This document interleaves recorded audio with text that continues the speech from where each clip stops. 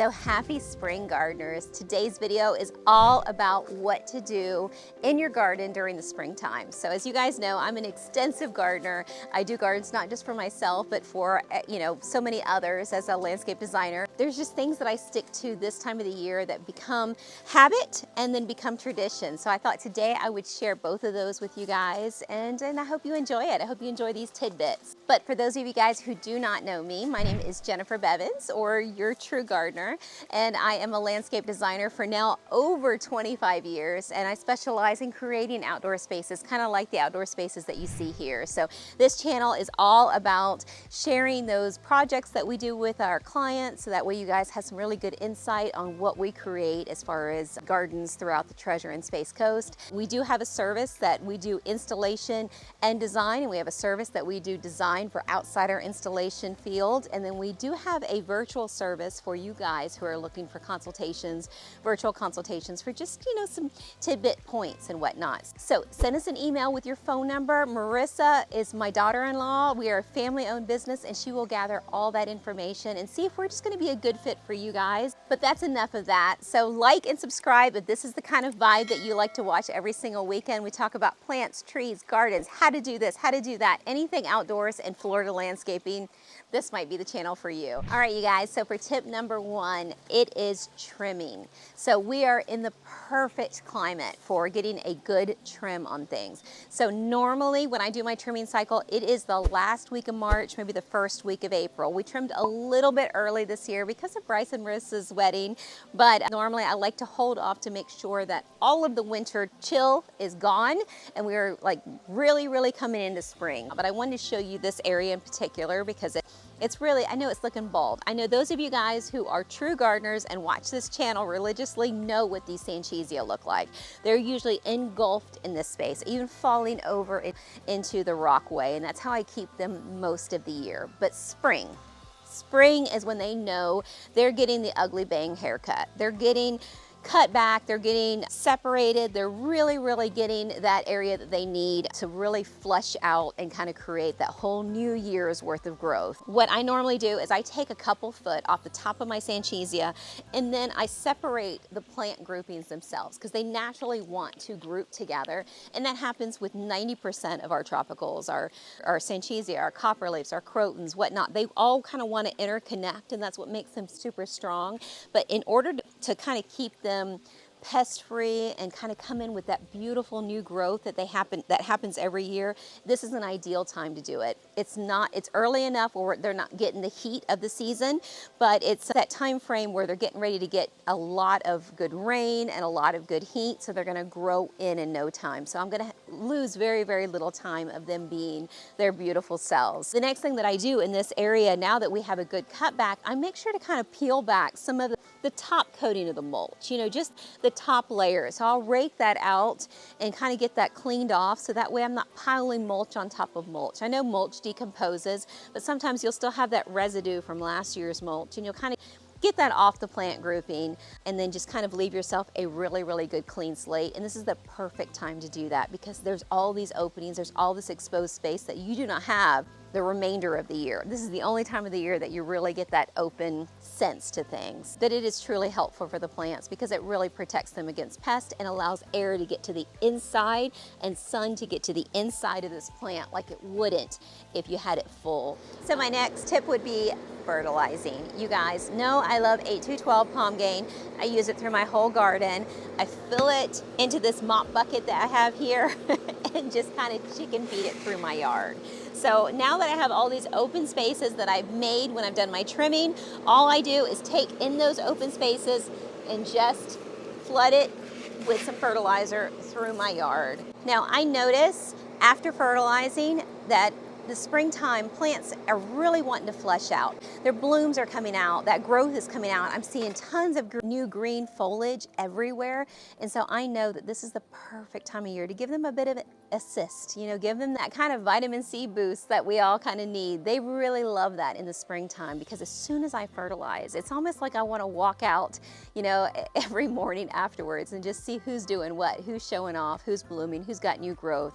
And that's exactly what happens. After trimming is done, after fertilizing done, after irrigating more often, all of that, once that all starts to happen, it's like the garden starts to wake up and just kind of explode with new growth and new blooms. So to me, it's such a rewarding thing to do when I'm fertilizing that spring weekend, knowing that I'm just gonna get tons and tons of benefit from it.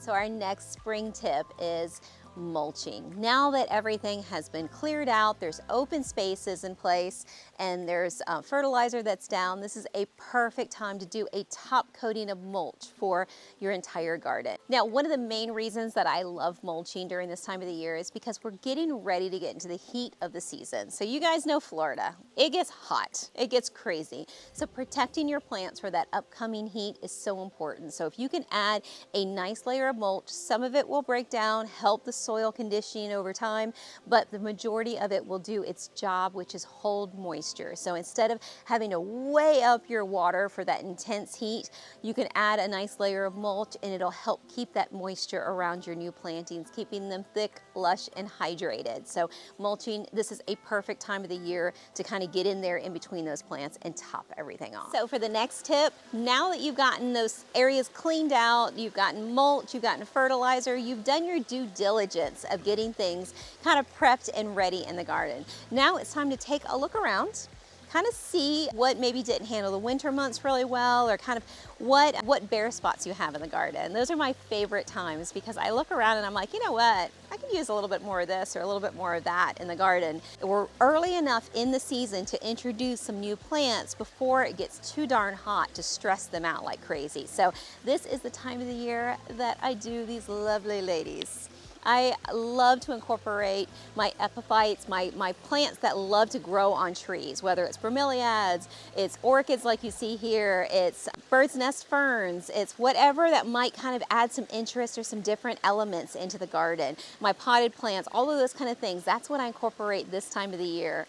And I love these orchids. I brought in nine, I know, I go a little crazy. I have a habit issue with my plants, but I brought in 9 new orchids to my existing orchids. I see my old orchids that I've already attached to the tree really fleshing out with new growth, telling me like, hello spring, we are here. And so bringing in a few extra is my favorite thing to do this time of the year. So find little little sections in your garden that, you know, maybe you got some thin spots. Maybe you got some quarter lines that maybe didn't all take from the propagation. Maybe just kind of fill in little areas. Now that you kind of have everything cleaned up and it's easily accessible, this is a great time to incorporate a cluster planting. You're gonna have from now in April all the way into the season for those to establish and get healthy and get strong before we get to the heat of the season in July, September, that time frame where it can be tough. And then you've got a whole season before winter hits again for them to get really established and get strong. So go ahead, this is the perfect time of year to introduce your new plants without any kind of worry during those other times of the year. The next tip is run and check your irrigation system.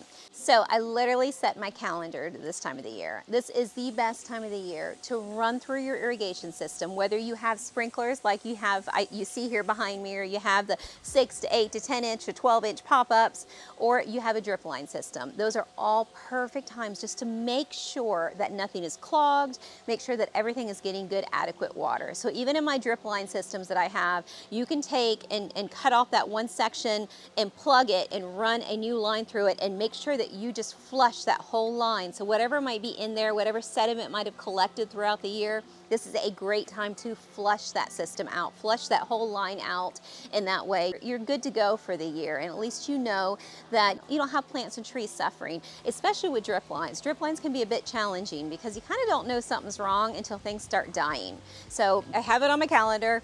April, when I do my trimming, when I do my cleanup, when I do my mulching, when I do my fertilizing, that is the time of the year that I go out and run through all my zones, make sure that I am good to go.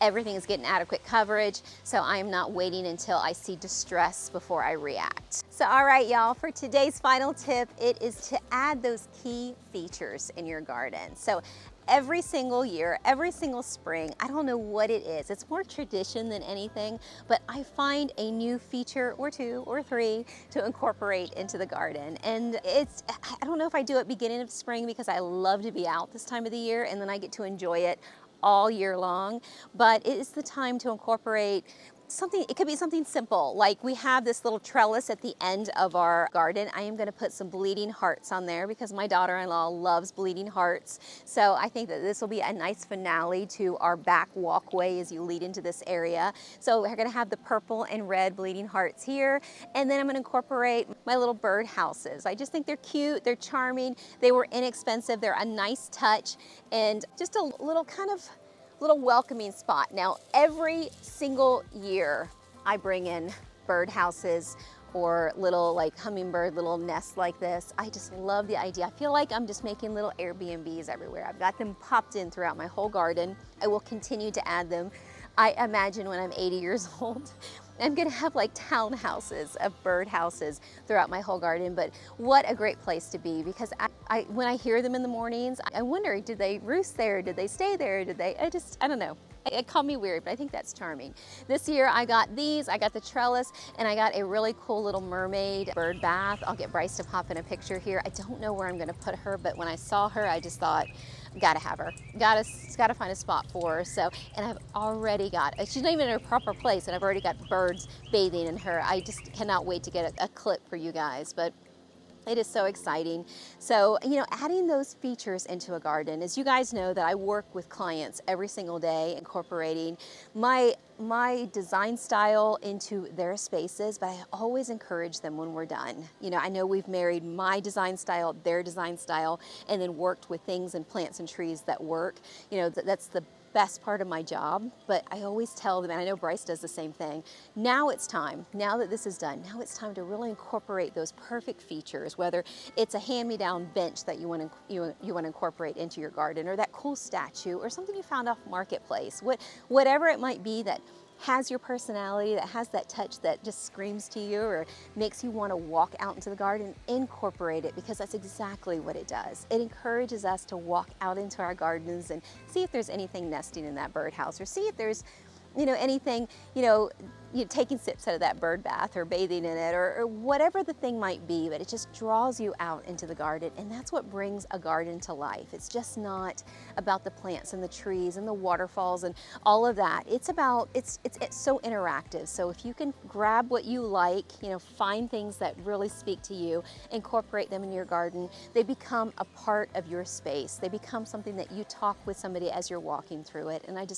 don't know, I just think that's charming. Call me a romantic, but I just think that is super charming to add into your garden. So every single year I do that. I will tell you, just as a side note, one thing I am going to incorporate back here that I have seen other gardeners do that I love, I'm going to find a cool tropical mailbox on Marketplace. I've been looking, I haven't found just the right one just yet, but I'm going to find one and pop it into the garden somewhere over here, because I love the idea of being able to put my tools in there. As I walk through this, I'm usually holding a cup of coffee or a glass of wine, no judgment, but I'm walking through here, and there's commonly, as gardeners know, a brown limb or this or that needs to be clipped or trimmed. So the last thing I want to do is go back into the garage, grab it, and then come out here and trim that off. So having something tucked, maybe 1 or 2 or 3 mailboxes throughout my back buffer, would be a really cool thing to just set on a post and put my little tools in there, and just adds a little bit of interest, and it also adds a functionality. So both of those married are just phenomenal in your garden. So that pretty much does it for today's video. I hope those tips and tricks and fun little thoughts really help you guys. Please list anything that you guys do, anything that you find helpful, you gardeners find helpful out there for other gardeners to read in the feed. That is super, super cool. Please comment it down below so you can share that with especially new Florida gardeners. You existing Florida gardeners like me know how tough that this environment can be. So, you know, help the new Floridians out in creating this perfect environment for themselves. Thank you again for joining Bryce and I today and checking out these videos. Please like and subscribe if you haven't already. I don't know where you've been, because we come every single weekend to bring a new video, and in hopes that you guys enjoy it. It's talking about gardens, it's talking about DIYs, it's talking about how to create this tropical jungle for yourself, and then if you need help, we're here to help along the way. So take care. I will see you guys in the very next video. I'll get Bryce to pop in a recent garden tour if you guys would like to see that. It's going to be listed over here somewhere, and I will see you guys next week. Take care.